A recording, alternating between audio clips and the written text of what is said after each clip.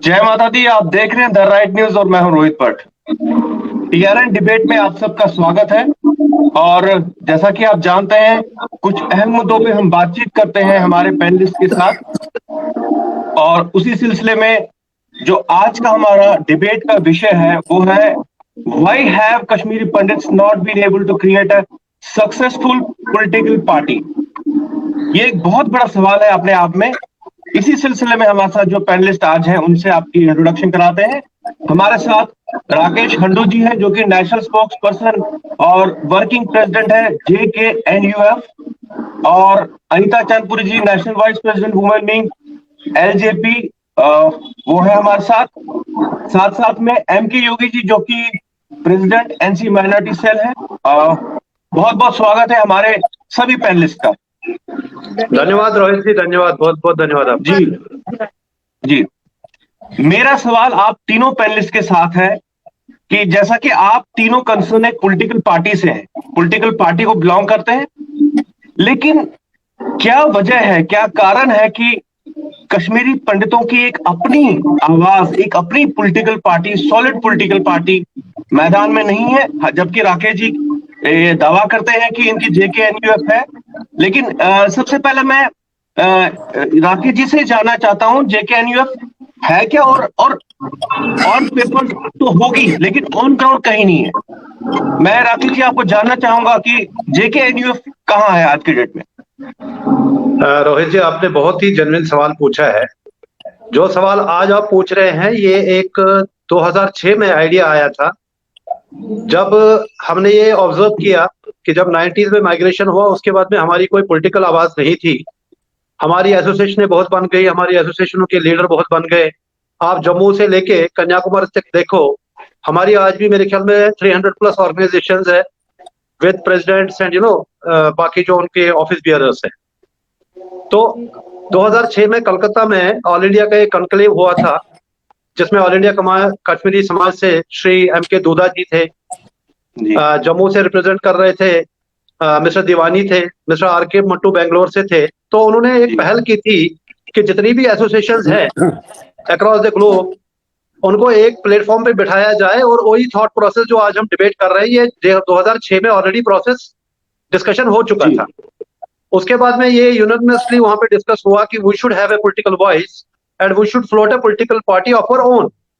क्योंकि ऑब्जर्व ये किया जाता था कि जब कश्मीर के जितनी भी पॉलिटिकल पार्टीज है, चाहे NC हो, PDP हो, खैर PDP उस टाइम पे इतनी एक्टिव नहीं थी क्योंकि मुफ्ती सईद कांग्रेस में थे, सेंटर में चले गए थे। तो उस टाइम पे यही आया कि जितनी भी यहाँ के स्टेट लेवल की पॉलिटिकल पार्टीज हैं, वो कश्मीरी पंडित तभी उनको याद आता है कि जब इलेक्शन का टाइम होता है। वो कैंपों में आते हैं, यहाँ पे मीटिंगें करते हैं और वापस चले जाते हैं, फिर अगले इलेक्शन तक अपना चेहरा नहीं दिखाते। तो ये आइडिया तब आया था और उसके बाद में इसको बनाते बनाते 2002 साल लग गए थे। और 2008 में हमने एक पॉलिटिकल प्रोसेस के तहत 17 कैंडिडेट हमने कश्मीर से लड़वाए थे, जिसमें 15 हिंदू थे और 2 मुस्लिम कैंडिडेट्स थे। उसके बाद में रिजल्ट हमें मालूम था और हमारी सबसे बड़ी प्रॉब्लम ये थी कि रिसोर्सेज। आज आप पॉलिटिकल पार्टी की बात कर रहे हो कि to run a political party और any organisation you need to have funds. हमारा कोई पॉलिटिकल बैकग्राउंड नहीं था, हम सारे कोई कहीं जॉब कर रहा है, कोई कहीं जॉब कर रहा है। तो इवन हमारी सिचुएशन उस टाइम पे ये थी कि हमारे जो कैंडिडेट थे उनकी नॉमिनेशन की 5,000 रुपए नहीं थे उनके देने के लिए। फिर हमने आपस में कंट्रीब्यूट किया और उसके बाद में एक इलेक्शन वहां पे लड़ा। तो basic agenda was to send messages across कि that we want to have our political voice. Unfortunately उसके बाद वही दोबारा सिचुएशन आई कि Diwani sahab was not feeling well because he was taking care of J&K affairs, he was the working president of Jammu and Kashmir. Mattu sahab Bangalore चले गए, मैं भी अपनी दाल रोटी रोजी रोटी के चक्कर में अलग अलग स्टेट्स में रहा। That was the only reason कि ये पॉलिटिकल पार्टी उसके बाद में एक्टिवेट नहीं हुई। अब मेरा दूसरा आंसर जो भी आपने सवाल पूछा कि ये अचानक से पॉलिटिकल पार्टी दोबारा क्यों एक्टिवेट हुई, 2008 के बाद में हमने दोबारा देखा। जो अभी पीछे जुलाई में मोदी जी ने all party delegation Jammu Kashmir से बुलाई थी, तो हमने देखा सोशल मीडिया पे हर जगह पे हमारी कम्युनिटी में एक दोबारा से रोष आ गया। क्योंकि 2014 से हमारी एक आशा जगी थी जब से मोदी जी आए, जब 2014 के मैनिफेस्टो में था कि he will construct satellite towns for Kashmiri pandits. ये एक लाइन थी उस टाइम पे उनके मैनिफेस्टो में। तो हमारी आशाएं जग गई, हम लोग बस इसी तमन्ना में थे कि एक दिन दोबारा से सवेरा आएगा, जो अंधेरा 1990 में हुआ था, जो आज तक पूरा नहीं हुआ। तो उसके बाद में हमने दोबारा से आपस में मीटिंग करी दिल्ली में, कॉल करी, क्योंकि कोविड का काल चल रहा है इस टाइम पे, जूम कॉल्स करी, डिस्कशन किया, जिसमें प्यारेलाल राजदान जी हैं, भट्टू साहब हैं, और जो भी एक्टिविस्ट थे, आपस में डिस्कशन किया कि अभी this is the right time कि टू एक्टिवेट दिस पार्टी। उसके बाद में डिलिमिटेशन कमीशन यहाँ पे आया था, हमने उनसे गुजारिश की, एप्लीकेशन भेजा, और मैं 8 जुलाई को यहाँ पे आके डिलिमिटेशन कमीशन को भी हमने रिप्रेजेंटेशन दी। अब फाइनली मैं जम्मू शिफ्ट हुआ हूँ, क्योंकि दिवाली साहब अब इस दुनिया में नहीं है, with due respects and regards to him. तो उनका कारोबार अब मैंने संभाला है, तो we are now active on the ground, और हम ग्राउंड पे इस चीज को वापस से रियलाइज कर रहे हैं, पार्टी को दोबारा से हम शेप अप कर रहे हैं। राकेश जी, मेरा मेरा यहाँ योगी जी से सवाल होगा। योगी जी, जबकि जम्मू कश्मीर में नेशनल पार्टीज भी हैं, जैसे कि हम एलजेपी की बात करें, बीजेपी की बात करें, और जो जम्मू कश्मीर की जो राजनीतिक पार्टियां हैं, जैसे मेन स्ट्रीम पार्टी जिन्हें बोले नेशनल कॉन्फ्रेंस है, क्या आपको लगता है जेएनयूएफ कहीं स्टैंड करता है आज की डेट में? योगी जी। देखो, सबसे पहले तो मैं टीआरएन का धन्यवाद करता हूं कि हर मुद्दे पे, हर इशू के ऊपर आप हमेशा आम पब्लिक, आम जो हमारी कम्युनिटी, चाहे वो कहीं भी रहती हो, तो उनका इंतजार होता है कि कम से कम शाम को कोई ना कोई चीज रोहित जी कुछ ना कुछ लेके आएंगे। जी। सबसे पहले तो मैं आपका धन्यवाद करता हूं, और मैं राजेश कुंडू साहब का भी, और बहन हमारी अनीता चंदपुन्नी जी का भी हाथ जोड़ के नमस्कार करता हूं कि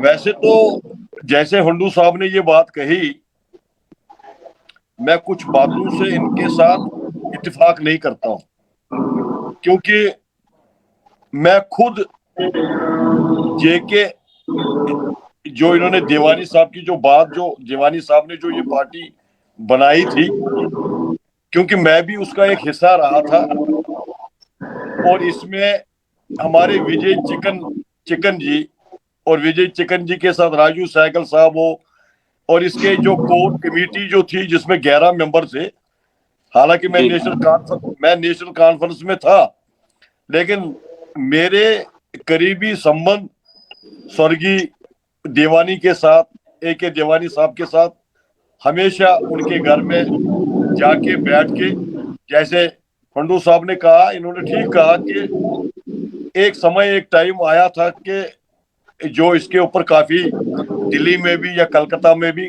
मंथन हुआ, डिबेट हुए, और मुझे याद है कि जब इसका आगाज जब हमने शुरू किया, इसका एक मेन ऑफिस जो है वो अम्फला में हमने रखा था, वो अम्फला में था, और एक पॉलिटिकल पार्टी का एक विजन लेके हम होल कम्युनिटी में एज कश्मीरी पंडित कि ये एक ऐसी एक पॉलिटिकल पार्टी बनाएंगे कि ताकि कश्मीर में जहां हमारी पॉपुलेशन ज्यादा है, जहां माइग्रेंट या जितने भी हमारे जो हमारे माइनॉरिटीज के लोग जो है, अब इसमें इसके साथ में एक चीज और दोहराऊंगा कि इसमें हमारे खत्री भाई भी थे, इसमें हमारे साथ सरदार भाई भी जुड़े हुए थे। तो एक ऐसा प्रोसेस जब शुरू हुआ, और मुझे याद है एक मॉडल स्कूल जो हमारा केसी थिएटर के बैक साइड में हमने इसका जो एक अब सिंबल तो होना चाहिए था, उसके लिए एक झंडा भी जरूर चाहिए था, और उस झंडे के साथ साथ उन्होंने उस झंडे के बीच में एक चिनार, और चिनार के बीच में एक कश्मीर का एक वो मैप बना के इस चीज को हमने पेश किया था। और मैं स्वर्गीय देवानी साहब का, वो हमारे बीच में नहीं है, लेकिन उन्होंने जो चीज यहाँ छोड़ी, और छोड़ के वो जहाँ बेचारे वो स्वर्ग प्राप्त, उनकी भगवान करे कि वो उनकी जो स्वर्ग प्राप्ति हो, लेकिन आज की दौरान जैसे राकेश हंडू साहब ने कहा कि मैं उनका अध्यक्ष हूं, बट ऐसा नहीं है अब, क्योंकि पता नहीं ये मेरे साथ इत्तेफाक करते हैं या नहीं करते हैं, लेकिन मेरी विजय चिकन जी जो है वो आज की डेट में है, वो कलकत्ता में है। हालांकि देखा जाए कि इसके साथ साथ योगी साहब, आपसे रिक्वेस्ट है कि आप अपनी पार्टी के बारे में कुछ बताइए। आप Jammu Kashmir national United front की इंट्रोडक्शन के लिए नहीं बुलाए गए इस डिबेट में, कि विजय चिकन क्या है, साइकिल क्या है, हंडू जी क्या है, दीवानी साहब क्या बड़े क्लोज थे। आप अपनी पार्टी के बारे में बताइए कि आपकी पार्टी ने 32 साल में कश्मीरी पंडितों के लिए क्या किया, जरा उसके बारे में आप रोशनी डालिए। हंडू साहब, आप तो मुझे कोई सवाल, कोई क्वेश्चन तो पूछ नहीं सकते हैं। मुझे नहीं, मैं नहीं पूछ रहा हूँ आपसे, क्योंकि आप बातें कर रहे हैं उसके लिए मेरा सवाल राकेश जी, अभी मेरा ये सवाल था। किसी की बात कीजिए जरा। राकेश जी, रोहित का सवाल पहले सुनिए। मेरा सवाल एक्चुअली यही था कि एक पॉलिटिकल पार्टी जेकेएनयूएफ का अभी क्या स्टैंड है, क्योंकि मैंने रोहित जी मैंने उसका जवाब दिया है, लेकिन योगी जी ज्यादा जेकेएनयूएफ की बात कर रहे हैं, ये एमसी से बिलोंग करते हैं। मुझे लगता है आप एक एक करके तो इन्होंने उसके दीवानी साहब के साथ झंडा भी सिलेक्ट किया, उसका डंडा भी सिलेक्ट किया। ऑफिस कहाँ पे था वो दीवानी साहब, मैं उसका पार्ट हूँ। इन्होंने कश्मीरी पंडित इस पार्टी को ज्वाइन रेजोल्यूशन देख लीजिए, आप उसके रेजोल्यूशन देख लीजिए राकेश हंडू जी, मेरे साइन वहां मिलेंगे, और उस कोर ग्रुप का मेंबर मैं भी रहा हूं। आपको कोई जानकारी नहीं है।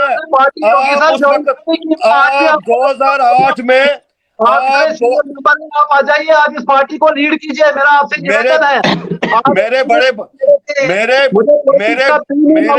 वेलकम है।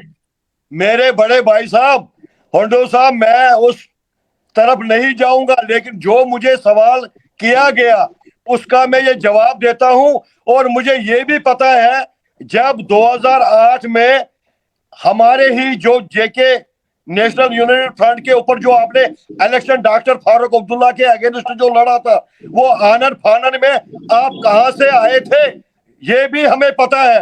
आप भाई साहब, मैं उस टाइम पे आनंद फानन में आसमान से नहीं आया हूँ योगी जी, मैं जयपुर से वापस आया था, क्योंकि आप तो कुछ नहीं कर पाए थे समाज के लिए।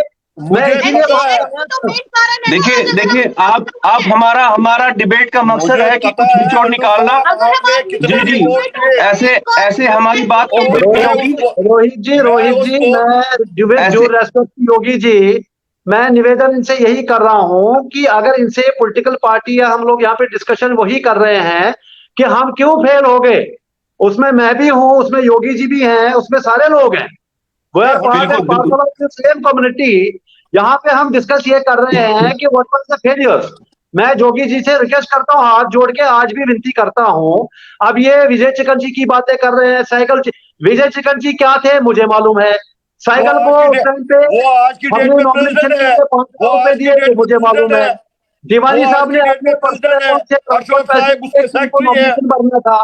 ये कोशिश को कोशिश कर रहे हैं, ये सच्चाई सामने लाइए। उनके डॉक्यूमेंट कहाँ है, उनके कागज कहाँ है, उनके रेजोल्यूशन कहाँ है? आप मुझे एक भी डॉक्यूमेंट अगर दिखाएंगे, मैं भी हैंड्स अप कर लेता हूँ।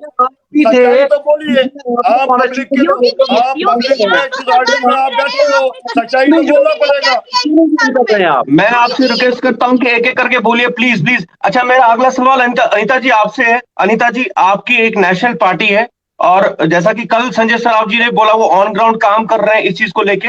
लेकिन मुझे आपसे एक सवाल ये करना है कि अभी भी आपकी पार्टी में भी लोगों के बीच में, कश्मीरी पंडितों के बीच में, वो जो एक यूनिटी का मैसेज जाना चाहिए, वो क्यों नहीं है? क्यों अभी आज की डिबेट में भी आप देखिए एक बात पे सहमति नहीं है? तो क्या इन हालातों में कोई भी लीडर इस कम्युनिटी को रिप्रेजेंट कर सकता है? आप बताइए। देखिए, जब संजय सराफ जी ने कोशिश की, तब आपको पता है कि हमारी कम्युनिटी ने उनका कितना साथ दिया। ठीक है, वो किसी से छुपा नहीं है। लेकिन संजय सराफ जी या एलजेपी हमेशा ग्राउंड जीरो पे कश्मीरी कम्युनिटी की, हमारी अपनी कम्युनिटी के लिए काम करती आ रही है, ये किसी से छुपा नहीं है। खास तौर पे कश्मीर में हम ग्राउंड पे काम कर रहे हैं, ये किसी से छुपा नहीं है। मैं ये कह रही हूँ, अगर हमारा आज कश्मीरी कम्युनिटी का, जैसे आप बोल रहे हैं कि कोई एक लीडर नहीं है, क्योंकि हम कहीं ना कहीं यूनाइटेड नहीं हो पा रहे हैं, हम कहीं ना कहीं एक जगह इकट्ठे नहीं हो पा रहे हैं। हमारी आज की डेट में 50-100 ऑर्गेनाइजेशनें बनी हुई है, कोई एक मुद्दा लेके बैठा है, कोई एक मुद्दा लेके। आज जो हमारे साथ हो रहा है उसमें कहीं ना कहीं हमारी कम्युनिटी के अंदर जो कमियां हैं उसको हमने देखना है। अभी योगी जी बोल रहे थे कि हमारी बात कर रहे थे, ठीक है वो कर रहे, लेकिन हम इनसे पूछते हैं, अगर आप पिछली बार भी सरकार में थे, बीजेपी के साथ भी गठबंधन में थे, जब तब आपने कश्मीरी कम्युनिटी के लिए कितनी आवाज उठाई? मेन जो हमारा आज ये हाल है, ये एनसी की वजह से है ना।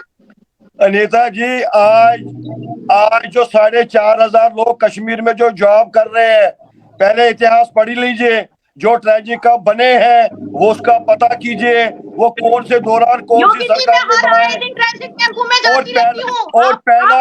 और पहला आर्डर हमारे सीएम जो है, योगी जी से सबसे पहले कश्मीर के हाथ में संभाला। आपकी कहीं स्पेस नहीं है, आपकी कहीं जगह नहीं है, ग्राउंड पर आप नजर नहीं आते हो। आपने एनजीओ बना के, एनजीओ जब आपके पास एनजीओ बना के लोक जनशक्ति पार्टी का कहीं नाम नहीं, ना जम्मू में ना कश्मीर में, आप फोटो शूट करके कश्मीरी कम्युनिटी के लिए कोई काम नहीं करते हो। जो हमारी पार्टी ने, अगर मैं गिनवाऊं तो आपके पास आप उसका जवाब नहीं दे पाओगी। एनसी हमारे कश्मीरी कम्युनिटी का जो आज हाल है एनसी की वजह से है। बिल्कुल, मैं अनीता जी से एग्री कर रहा हूँ। जिस टाइम पे 90 में हमारा एक्सोडस हुआ था, उस टाइम इनके जो नेशनल लीडर हैं, प्रेसिडेंट है डॉक्टर फारूक अब्दुल्ला, वो उस टाइम पे लंदन से गॉल्फ खेलते खेलते बयान दे रहे थे कि कश्मीरी पंडितों को यहाँ से जम्मू ने निकाला। ये उसी पार्टी को रिप्रेजेंट कर रहे हैं। मैं बिल्कुल, ये वही पार्टी है जिसने 1987 में मुस्लिम लीग को खिलाफ करूंगा, करते आऊंगा। और आज भी उसी पार्टी में हूँ। ये मनगढ़ंत बातें मत बताइए। देखिए, मुझे लगता है बात अनिता जी एक मिनट, राकेश जी, अनिता जी प्लीज, योगी जी देखिए, आप तथ्य को नहीं छुपा सकते हो, ये गवर्नमेंट के काम है, ये सेंट्रल नेशनल कॉन्फ्रेंस जो है। योगी जी मेरी बात सुनिए, मैं चाहता हूँ कि किसी मुद्दे पे आए, कोई बात हो, कोई। अनिता जी एक मिनट रुक जाइए प्लीज, आप लोग रुक जाइए। सवाल मेरा जो आपको कोई मुद्दा पूछता था, है, आप योगी जी को, आप लोग योगी जी से पूछते हो क्या? यार क्या योगी जी, योगी जी आपको योगी जी मैं जानता हूँ कि ऑन ग्राउंड आप सब लोग काम कर रहे हैं। योगी जी हम लोग जानते हैं, एक मिनट आप बात सुनिए अनिता जी। उसके लिए जिगर चाहिए, उसके लिए गट्स चाहिए। आप बात सुनिए, ऐसे डिबेट नहीं होगा। नेशनल कॉन्फ्रेंस का एक छोटा सिपाही है, जो आपको कश्मीर में भी मिलेगा, जम्मू में भी मिलेगा, दिल्ली में भी मिलेगा, बेंगलोर में भी मिलेगा, थ्रूआउट वर्ल्ड में। हमारी पार्टी को आपकी कोई सर्टिफिकेट नहीं चाहिए। आप अपने एनजीओ को चलाइए। आप मुझे एक सवाल पूछने का मौका, मैं लास्ट टाइम की पार्लियामेंट्री इलेक्शन के रिजल्ट देखिए। अनिता जी एक मिनट अनिता जी, 4% वोटिंग हुई है श्रीनगर सिटी से जाके डॉक्टर अनिता जी रुक जाइए। राकेश जी एक मिनट होल्ड कीजिए। राकेश जी होल्ड कीजिए। अनिता जी होल्ड कीजिए। राकेश जी मेरा सवाल आपसे है। राकेश जी एक मिनट, मेरा सवाल आपसे है, छोड़ दीजिए नेशनल पार्टी और जम्मू कश्मीर की एनसी को भी छोड़ दीजिए, इनको भी छोड़ दीजिए। मेरा सवाल आपसे ये है कि आपने अभी कहा कि फंड्स की बहुत बड़ी प्रॉब्लम होती है इलेक्शन को लड़ने के लिए। आपकी पार्टी जो है, हो सकता है कुछ समय बाद इलेक्शंस हो, आपका सबसे मेन मुद्दा रहेगा फंड्स के बगैर आप कैसे इलेक्शन लड़ेंगे? आपने खुद अभी बोला कि इलेक्शन के लिए फंड्स होने चाहिए, इसलिए हम पीछे रह गए। आप कब प्रोसेस स्टार्ट करेंगे इलेक्शन का? कम्युनिटी जानना चाहेगी। अगर पूरी कम्युनिटी आप पे ट्रस्ट करेगी इलेक्शन को लेके, लेकिन आपके पास तो फंड्स ही नहीं है, आप कैसे इलेक्शन लड़ेंगे? उसके लिए क्या रास्ते आपने निकाले? रास्ते क्या निकाले आपने? रोहित जी इसका जवाब मैं देता हूं आपको। जी जब हमने 17 कैंडिडेट वहां पे खड़े किए थे, पर कैंडिडेट 5,000 रुपए नॉमिनेशन फीस होती है, आप इसको मल्टीप्लाई कीजिए। हमारे 17 कैंडिडेट में 15 कैंडिडेट ऐसे थे जिनके पास में, बेचारों के पास में, यहाँ से जिनका ये नाम ले रहे हैं, विजय साइगल साहब, जो जगती में रहते हैं, वो बेचारा एक पार्किंग चलाता है, उसको दीवानी साहब ने, मट्टू साहब ने, मैंने आने जाने के लिए, झंडा बनाने के लिए हमने अपने 15 कैंडिडेटों को अपनी जेबों से पैसे दिए। हंडू साहब आप दूसरी नहीं थे। बात, अब आप ये सवाल पूछ रहे हो, जब 8 जुलाई को मैं दिल्ली से, जब मेरे को डिलिमिटेशन कमीशन ने यहाँ पे बुलाया था, क्या मुझे नेशनल कॉन्फ्रेंस ने पैसे दिए थे यहाँ बाई ईयर आने के लिए? क्या मुझे नेशनल कॉन्फ्रेंस ने पैसे दिए थे वहां वापस जो दिल्ली जाने के लिए? भैया, जिसके अंदर समाज के लिए जज्बा, वो पैसा नहीं देखता है। आप भैया एक कागज दिखाइए, आप एक कागज दिखाइए अपना, क्या आप जिस पॉलिटिकल पार्टी का नाम ले रहे हैं, क्या आप उसके प्रेसिडेंट हैं? मैं अभी हैंड अप कर लेता हूँ, समझ रहे हैं, ये हमारे डॉक्यूमेंट दिखाइए, अब मैं सच्चाई मानूं। उम्र में भी, एक्सपीरियंस में भी, कि ये आके अपनी पार्टी को ज्वाइन क्यों नहीं करते हैं। मैं इनको कल सुबह इनके पास जाऊंगा, ये मुझे कल इनवाइट करे, मैं इनको as a president, working president nominate करूंगा और सारी अपनी पार्टी के जितने भी हमारे ऑफिस बियर से हमसे रिक्वेस्ट करूंगा कि इनको नॉमिनेट किया जाए। क्या योगी जी उसके लिए तैयार हैं? देखो हंडू साहब, एक चीज मैं आपको बताऊंगा, आर के मोटू साहब को अब उस दौरान अगर मैं अब कुछ पते खोलूं कि हमारे पास पैसा कितना आया और एक एक दीवानी के साथ विश्वासघात किन कश्मीरी पंडितों ने किया, अगर आप सुनना चाहते हैं मेरे पास, आप अपनी पार्टी के बारे में बताइए, जिसने देश को 32 साल लूटा, आप उसके बारे में बताइए। विद प्रूफ मट्टू साहब को आपकी सर्टिफिकेट नहीं चाहिए। अगर आप अभी देखना चाहते हैं, मैं विद डॉक्यूमेंट लेके अभी आपको बताता, दिखाता सच्चाई क्या है। आर के मोटू साहब ने बेंगलोर में जाके आपने क्या किया? फंड आया, जो पैसा आया, आज भी उसका कोई हिसाब नहीं है। आपने क्या किया? उसके ऊपर रोशनी डाली है योगी जी। मट्टू साहब क्या करते हैं? मट्टू साहब कोविड पीरियड में क्या किया उन्होंने? उसको आपकी सर्टिफिकेट नहीं चाहिए योगी जी। आप अपनी योगी जी के बारे, आप योगी जी बताइए। पैंडेमिक के दौरान मोटू साहब की कोई टीम यहाँ काम नहीं करती थी, वो योगी जी की टीम करती थी। योगी जी का बेटा ऑन ग्राउंड आपको मिला होगा, ये आप इतिहास, आप 2 साल पहले कहीं भी जाइए, योगी जी हर जगह मिला होगा आपको। आप मोटू साहब को बात करते हैं, मोटू साहब को अंडरग्राउंड हो गए हैं, उनका तो कोई नामो निशान, उनका तो पता ही नहीं है। आके कल ज्वाइन कर ले, आके कल लीड कर ले, मैं उसको फॉलो करूंगा योगी जी। ये इस डिबेट में मेरा आपसे वादा है। राजेश जी आप एक समाज सेवी हूँ, मैं 1990 से फाइटर रहा हूँ। मैंने गीता भवन में समाज की सेवा की है, मैंने अपनी जान की परवाह किए बगैर 1990 में बंदूक उठाई है, मैंने सिक्योरिटी फोर्सेस के साथ शान काम किया है। मुझे योगी जी नेशनल कॉन्फ्रेंस की आप मेरे को सर्टिफिकेट नहीं चाहिए। देखो, मैं आपको सर्टिफिकेट देने वाला कौन हूं?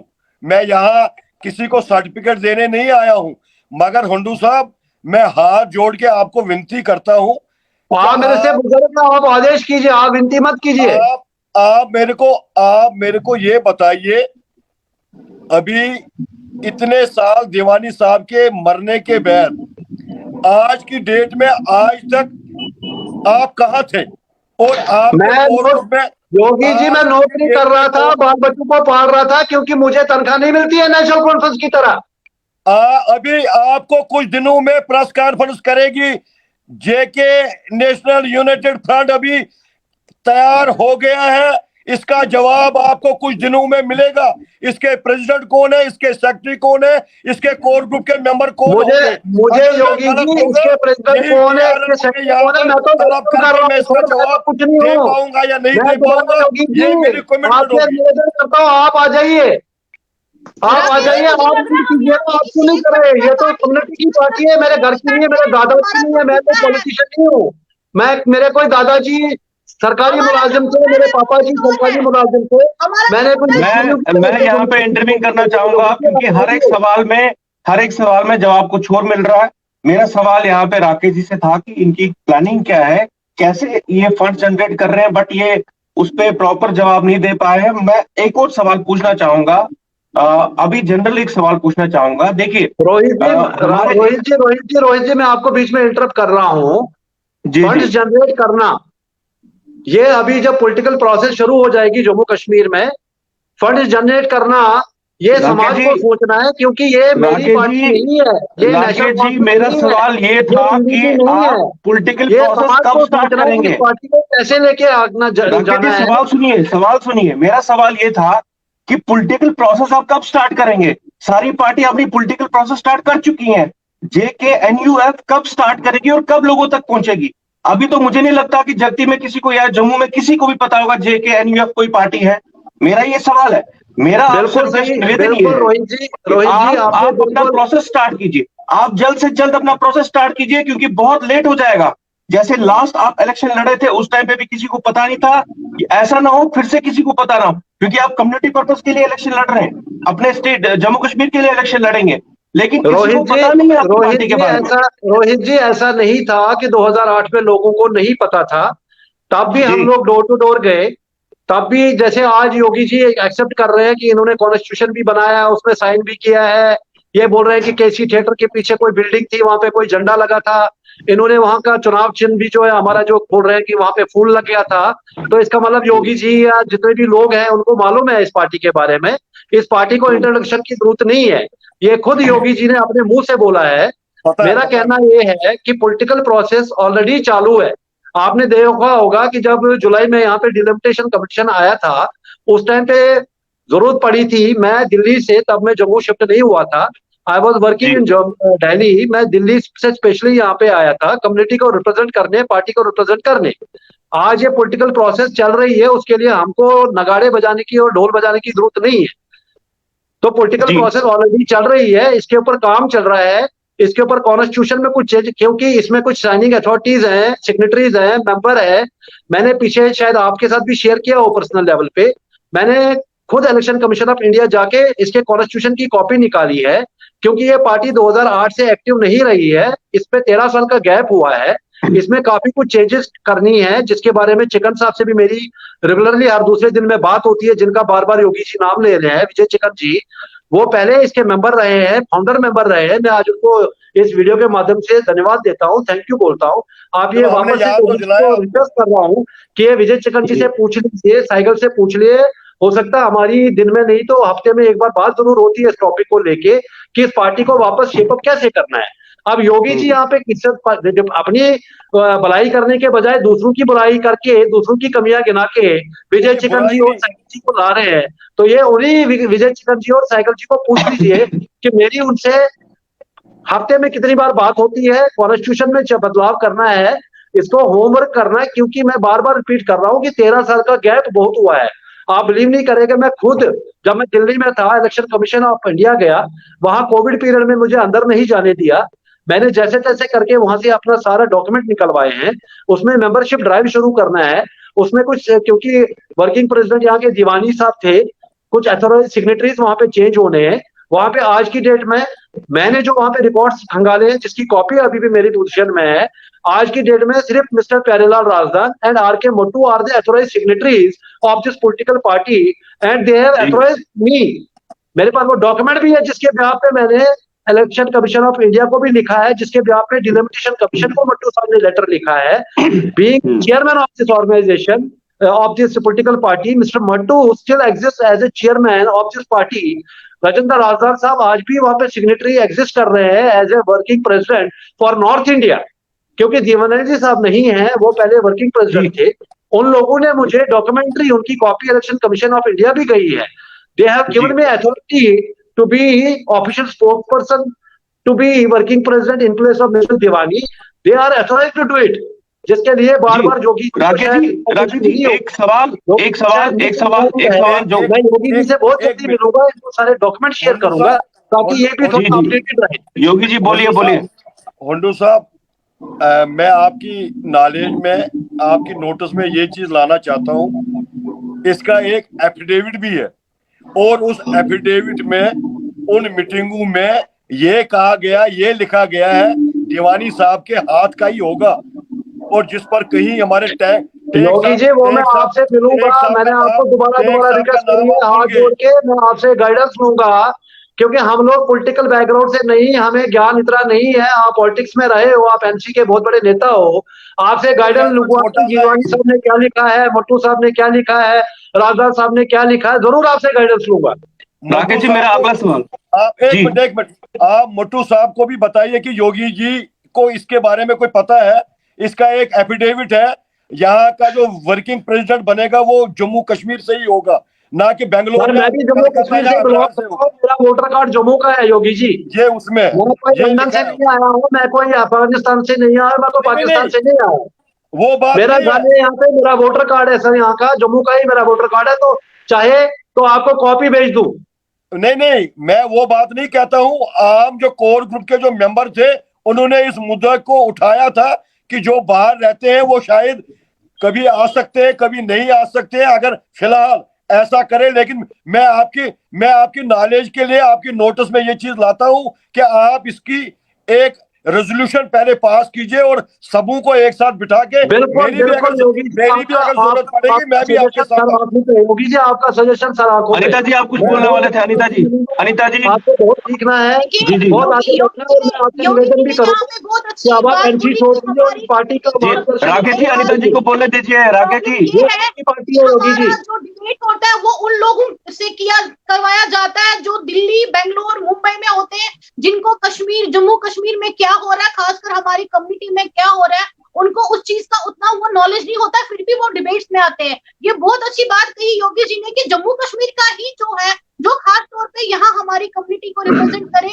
बेंगलोर से सियासत करने की जरूरत नहीं। यहाँ पे हमारी कम्युनिटी के बहुत सारे लोग हैं जो हमारी कम्युनिटी के लिए बात करते हैं। बेंगलोर या मुंबई में बैठ के वो क्या डिसाइड करते हैं? बड़े बड़े डिबेट्स में आना बहुत आसान है, लेकिन ग्राउंड रियलिटी जो योगी जी को भी पता है, मैं कोई जाती तौर पे योगी जी को टारगेट नहीं कर रही थी, मैं एनसी के एक खिलाफ बात कर रही थी। मुझे पता है योगी जी वहां पे ग्राउंड पे कार्य करते हैं। योगी जी मैं आपकी बात से बहुत सहमत हूँ कि जो हमारे डिबेट्स में बहुत हमारे कम्युनिटी के भाई आते हैं, जो कोई बेंगलोर से आता है, कोई मुंबई से आता है, कोई कहाँ, उनको मैं एक बार पूछना चाहती हूँ कितना ग्राउंड पे आप कश्मीर में काम करते हैं? उन कम्युनिटी के भाई बहनों के लिए जो आज मुसीबत में है, डिबेट्स में आना बहुत आसान है, लेकिन ग्राउंड पे राकेश जी आप बिल्कुल आप ऐसा अभी पहल कीजिए, क्योंकि अगर आपकी कोई पॉलिटिकल पार्टी है, मैंने तो शायद आपको आज पहली बार देखा है, माफ कीजिएगा, तो हम इसमें आपको ग्राउंड पे आने की जरूरत है। ये ना हो कि अगर हमारी कम्युनिटी आज इकट्ठी नहीं हुई तो भविष्य में हम फिर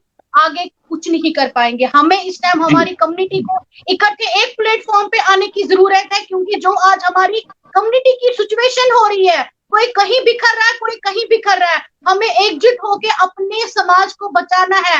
हम हमारे आने वाली जनरेशन को क्या जवाब देंगे? मुझे बिल्कुल पता है योगी जी का बेटा कोविड काल में बहुत ग्राउंड पे उसने काम किया, उस बच्चे को मिलकर जी बिल्कुल मैंने बिल्कुल हर एक जगह देखा, उसने हर एक हॉस्पिटल में कोविड पेशेंटों को किस तरीके से वो केयर कर रहा था। उसके लिए हम उसको सल्यूट करते हैं। हमारी आने वाली जो जनरेशन है, हम उनको आगे क्या जवाब देंगे? बिल्कुल हमारे को काम करना है, जम्मू कश्मीर अपनी कम्युनिटी से काम करना है, ना कि टीवी चैनलों पे बैठ के बेंगलोर या मुंबई से डिबेट करना है। अनीता जी मैं सॉरी, विद योर परमिशन मैं आपको इंटरप्ट कर रहा हूँ। मैं थोड़ा अपना इंट्रोडक्शन दूं मैडम। शायद आपसे आज इंटरेक्शन हुए, थैंक्स टू रोहित जी। मैं ऑलरेडी मैडम पिछले 15 साल से संजय जी से टच में हूँ।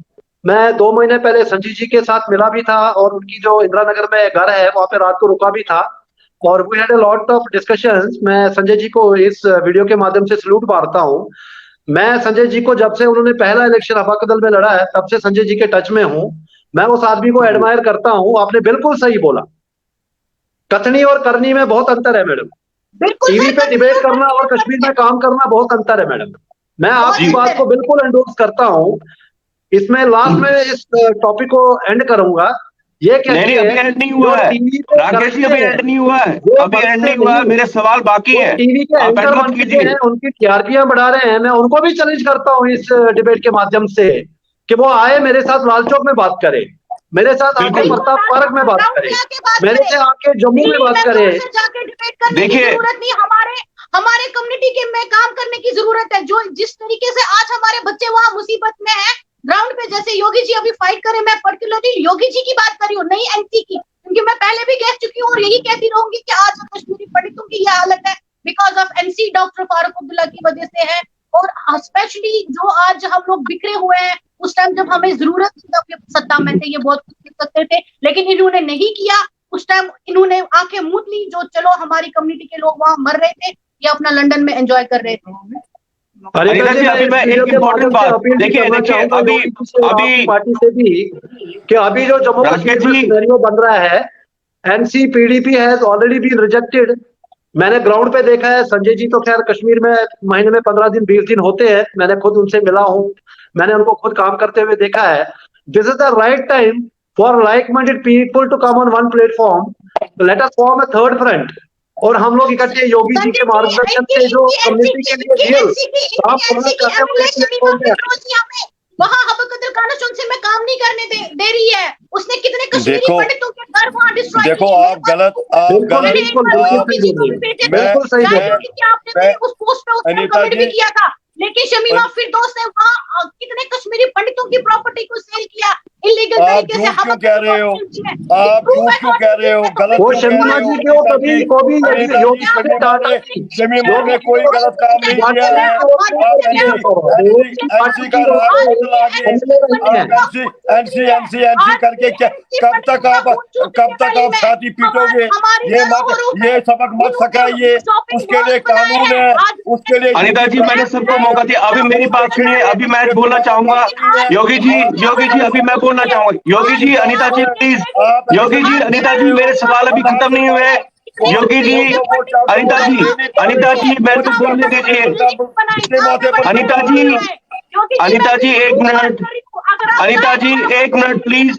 अनिता जी इस डिबेट का फिर अंत नहीं होगा, एक मिनट मेरे कुछ सवाल है। योगी जी प्लीज, योगी जी मेरे सवाल सुनिए, मेरे सवाल सुनिए। अनिता जी 2 मिनट आप मुझे भी टाइम दीजिए, मैं कुछ बोलना चाहूंगा। देखिए हमने कल बात की थी ऑन ग्राउंड आके, अगर सच में कोई कम्युनिटी का भला करना चाहेगा, जैसे मुझे पता है योगी जी भी ऑन ग्राउंड कश्मीर में होते हैं, आप भी होते हैं, संजय जी भी होते हैं, जो भी होते हैं, और हमारे राकेश जी भी कश्मीर में थे, ऐसा जुटलाया नहीं जा सकता। ये बहुत टाइम कश्मीर में रहे और इन्होंने अपना जो भी ऑन ग्राउंड वर्क काम करना है थे। मेरा ये मानना है कि अगर सच में किसी को दर्द है कम्युनिटी का, वो चाहता है कम्युनिटी का भला करना, उसे ऑन ग्राउंड कश्मीर आके काम करना चाहिए, ना कि दिल्ली बॉम्बे कहीं पे भी, मैं जगह का नाम ही लूंगा, वहां बैठ के भाषण देने चाहिए। नंबर 1।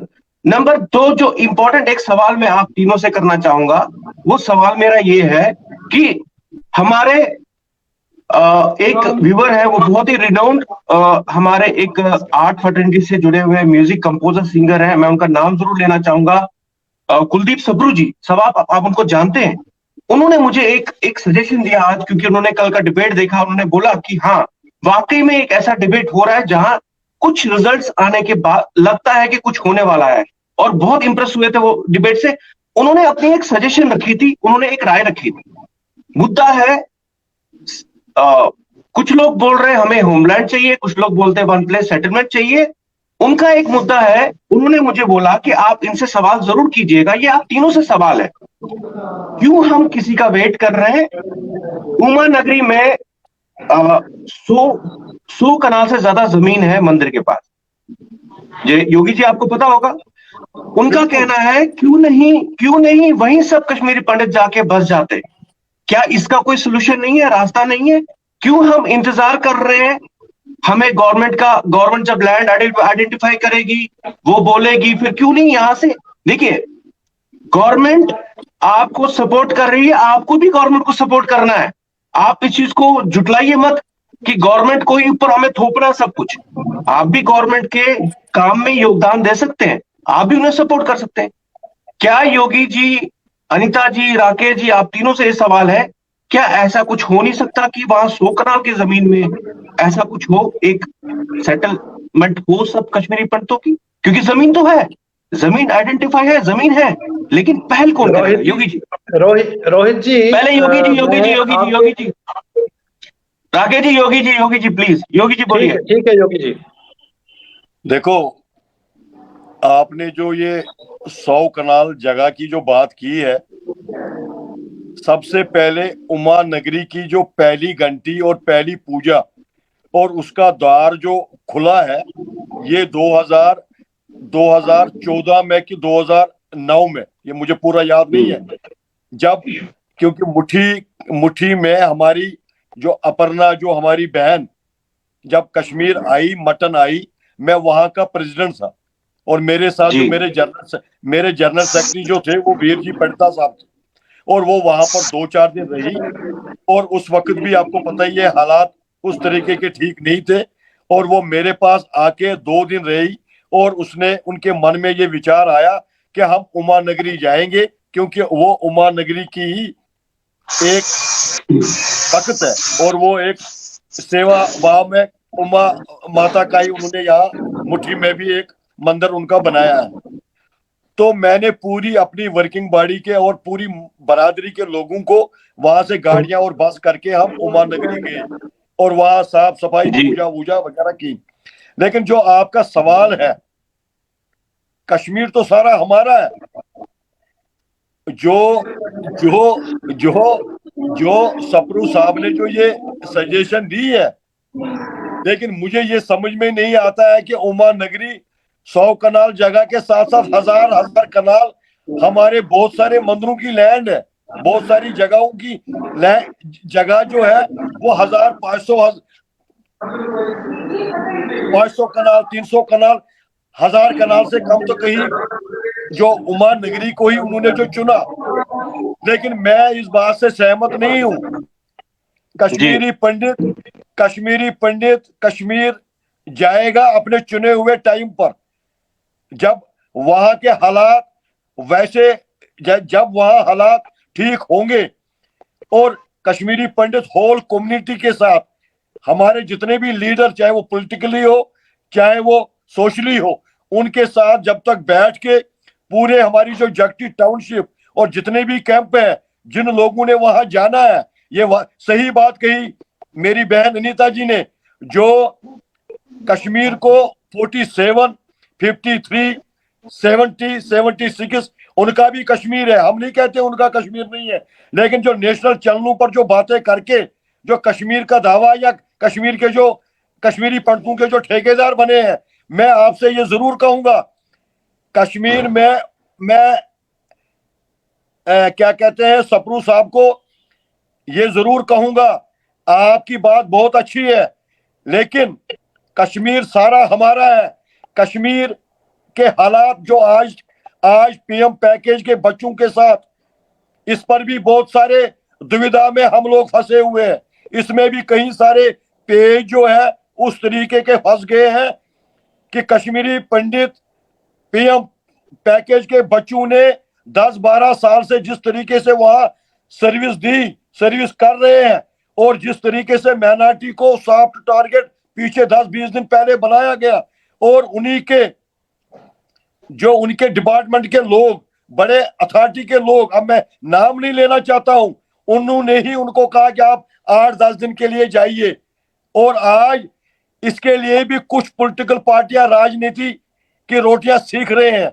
मैं उनको भी एक चीज कहना चाहता हूं कि आप उनको सिक्योरिटी नहीं दे पाए, आप उनको अकोमोडेशन नहीं दे पाए, और उनकी वकालत करना और उनके ऊपर डिबेट करना, इस वक्त हमें एकजुट होकर खड़ा रहना चाहिए उनके साथ, चाहे वो अनीता जी, मैं आपसे योगी जी मैं पहले अनीता जी से वो जवाब चाहता हूं जो मैंने सवाल पूछा है, उसका जवाब अनीता जी आप बताइए, फिर आगे अनीता जी।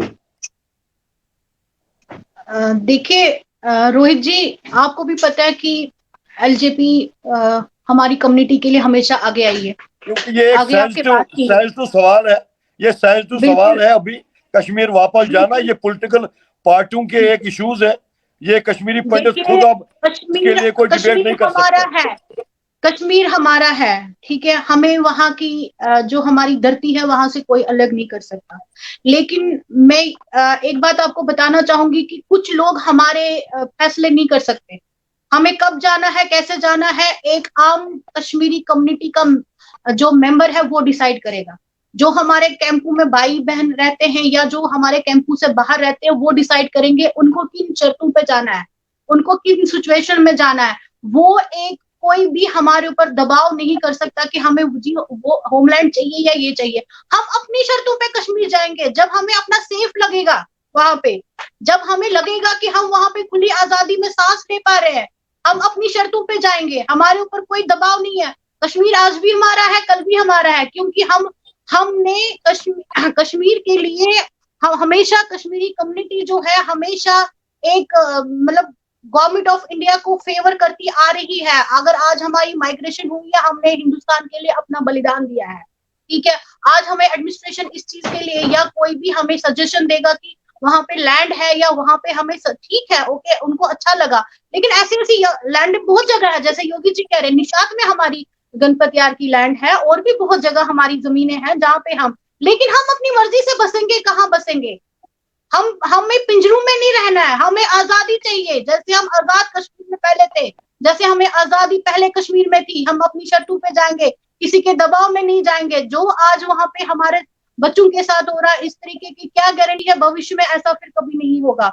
हमें अपनी आजादियों पे इस चीज को, हमें एक पॉलिटिकल जो हमारा एक अपना लालच है उसको छोड़ के एकजुट होके डिसाइड करना चाहिए, एडमिनिस्ट्रेशन के साथ बात करनी चाहिए कि हमें किस तरीके से वहां वापस जाना है, हमारी रिहेबिलिटेशन और हमारी रिटर्न पॉलिसीज उनके पास क्या है, वो हमें क्या दे रहे हैं रिटर्न पॉलिसी में। जब हम उन शर्तों, जब हमें उनकी वो चीजें ठीक लगेंगी, हम अपनी शर्तों पे जाएंगे। कुछ लोग ये डिसाइड नहीं करेंगे हमें कब जाना है कब नहीं जाना है। राकेश जी, मैं आपसे जानना चाहता हूँ, क्योंकि समय की बहुत कमी है, आप मुझे बताइए, आपको क्या लगता है इस बारे में? जो सप्रू साहब ने बोला है कई हद तक वो सही बोल रहे हैं। मैं योगी जी या मेरी बहन वनिता जी से बिल्कुल एग्री करता हूं कि हम जाएंगे, इज्जत से जाएंगे, शान से जाएंगे, सीना ऊंचा करके, छाती चौड़ी करके जाएंगे। लेकिन ये जो अभी आज का जो पॉलिटिकल सिनेरियो है, 32 साल हो गए हमें, खासकर 2014 से हम इसी आशा में बैठे थे कि कोई आएगा और हमारी मदद करेगा, हमारे लिए कभी हमको दावे किए गए सैटेलाइट टाउन्स में बसाएंगे, कभी कुछ किया। फिर बाद में लास्ट टाइम जब मैं श्रीनगर में था 2 महीने पहले, तो एक एलजी साहब का स्टेटमेंट आया गया कि 6 जगह इन्होंने आइडेंटिफाई कर रखी है, जो माइग्रेंट एम्प्लॉयज है वहां पे, उनको वहां पे ट्रांजिट कैंपों में बसाया जाएगा। तो क्या कश्मीरी पंडित एक क्लिनिकल ट्रायल के लिए वहां पे भेजा जा रहा है? चाहे हमारे अभी कुछ लोग गए हैं वहां पे, तो टेस्ट करते हैं कि एक ऊपर पंडित को भेज के देखें कि कितनों को मारेंगे।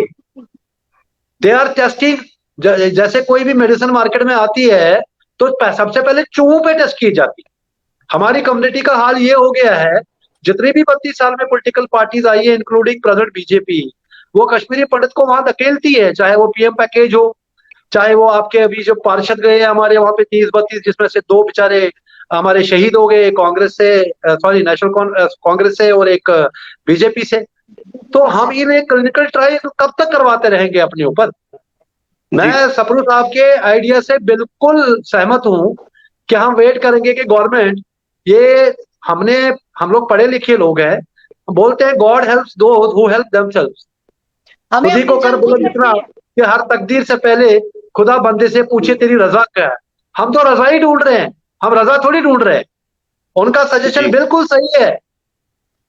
अगर आज ललदत की भी हम सुनो कि गाँव, व्हाई डोंट वी फॉरगेट कि बिफोर दिस माइग्रेशन हम अपने पूर्वजों से ये सुनते थे कि there was a time Kashir रूत का आकर। क्यों ने हम धीरे धीरे करके ये एक, अगर उन्होंने कोई सजेशन दिया है, हमारे 100 कनाल पड़ी है, हमने इतने भवन बना दिए, हम कश्मीर में सारे मंदिर और भवन छोड़ के आए हैं, आज उनको देखने वाला नहीं है कोई। आज आप दिल्ली जाइए, फरीदाबाद जाइए, गुड़गांव जाइए, अम्बाला जाइए, बेंगलोर जाइए, हर जगह आपको भवन मिलेंगे जी। आज हर जगह आपको आश्रम मिलेंगे। मैं जम्मू में इतने आश्रम देखता हूँ कि इतने हमारे कश्मीर में नहीं हुआ करते थे। इतना रिसोर्सेज समाज के पास, क्यों ना एक सोसाइटी मिल जाए जी। बिल्कुल करो वहां पे, people have money to buy, धीरे करके जैसे इजराइल में वापस आए। मैं ये नहीं कह रहा हूँ कि हमने बंदूक उठानी है, 1 जाएगा 2 जाएगा, आग गई का। जब हमारी हिस्ट्री ये कहती है कि कशीर रूत का घर, क्या हम इतने बुजदिल है कि हम 32 साल में वो 11 घर नहीं बसा पाए वहां पे? And we are at the mercy of government. मेरे से आप नोट कर लो, अगले 50 साल वेट कर लो कि आपको गवर्नमेंट वहां पे एयरलिफ्ट करेगी और वहां पे आपके लिए वहां पे रनवे बनाएगी, आपके लिए वहां पे एयरपोर्ट खोलेगी और आपको वहां पे बसाएगी। Community has to take the initiative. I welcome the suggestion of mister Sapru and we should go and I will take a lead. I will have a meeting with him. मैं सप्रू जी को कश्मीर से जानता हूं, though I have been associated with music also, तो मैं उनसे जरूर बात करूंगा इस डिबेट के बाद। He has given a very good suggestion. Rakesh ji, मैं अभी अंत में ये जरूर कहना चाहूंगा कि देखिए, जो कम्युनिटी में अभी एक एक पहल स्टार्ट हो गई है, जैसे कल आपने डॉक्टर संदीप बावा जी और संजय सराफ जी को सुना, और वो ऑन ग्राउंड है। इस डिबेट करने का टीआरएन का मकसद सिर्फ ये था कि सब लोग ऑन ग्राउंड अपनी अपनी जगह काम कर रहे हैं, लेकिन एक साथ नहीं कर रहे हैं, क्योंकि मुद्दा एक है, मकसद एक है। तो क्यों ना सब एक साथ काम करें, एक ही मुद्दे को लेके काम करें। टीआरएन का बिल्कुल प्लेटफॉर्म पे आना पड़ेगा, तभी हमारी कम्युनिटी जी बचेगी। बिल्कुल मैंने रोहित जी कल का डिबेट देखा, जिसमें जी संदीप मावा जी भी थे, उसमें संजय जी भी थे, and I agree what they have said, and I am already in touch with Sanjay ji से मेरी बात होती रहती है ऑन एंड ऑफन। हम लोग आपस में जी शेयर भी करते हैं अपने थॉट्स, और कश्मीर में भी हम लोग मिलते भी हैं, बात भी करते हैं। Because ultimately this fight is not for any individual, this for the community cause. वो भी वहां पे इतने सालों से बिल्कुल काम कर रहा है इसको रिस्क में डालते बिल्कुल हुए। बिल्कुल। तो तो मैं आज ही राकेश जी, संजय से समय की दोबारा बात कमी है, करूंगा। इसलिए मैं आपको यहाँ रोकना चाहूंगा, और मैं ये जरूर बताऊंगा कि टीआरएन का मकसद सिर्फ एक है, कि कोशिश है कि सबको एक ही प्लेटफॉर्म पे एक साथ लाएं, क्योंकि मकसद एक है। सिंपल सी बात है, एक ही मकसद के पीछे सब कर रहे हैं, लेकिन अलग अलग कर रहे हैं। अगर सब लोग एक होके ऑन ग्राउंड, क्योंकि मैंने कल भी बोला, जो लोग ऑन ग्राउंड नहीं है वो इस मकसद के पीछे अपना टाइम वेस्ट कर रहे हैं और दूसरों को भी कर रहे हैं। ऑन ग्राउंड जाके काम करें और एक ही मकसद के पीछे काम करें।